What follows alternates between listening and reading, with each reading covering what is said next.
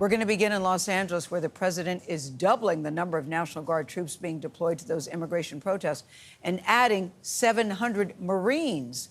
There has been a fourth night of protest over the deportation sweeps by federal agents. Yesterday, rallies were mostly peaceful after outbreaks of violence over the weekend. And the war of words between California's Governor Gavin Newsom and President Trump, well, that is heating up big time, with Newsom accusing the president of disrespecting the troops. Jonathan Bigliotti is in downtown L.A. with the latest. Jonathan, people very worried about what we're seeing in L.A. these days. Good morning to you. What can you tell us?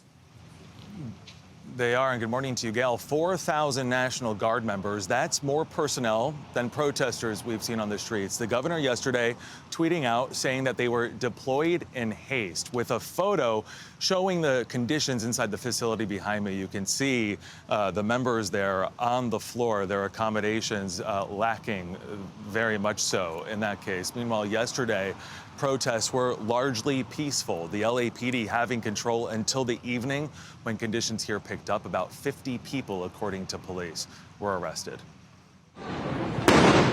Overnight, police clashed with pockets of protesters in downtown LA, some throwing flares and fireworks as officers moved to break up the crowds. Nearby, this car caught fire. Earlier, groups of demonstrators faced off against National Guard troops protecting the federal building downtown.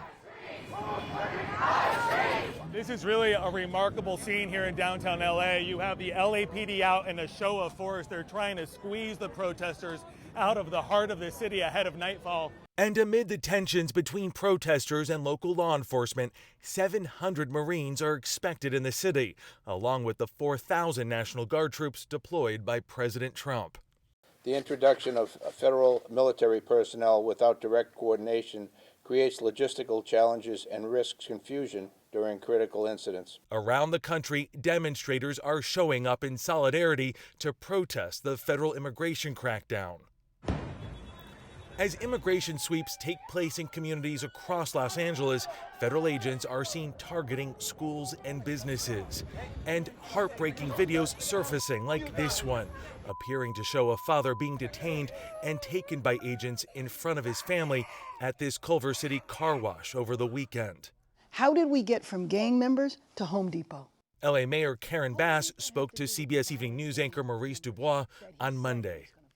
And what's your message to the immigrants who live here who aren't documented? This is a city of immigrants. This is a city that wants to help you get your legal status. This is a city that embraces everybody that is here, regardless of when you got here or where you came from.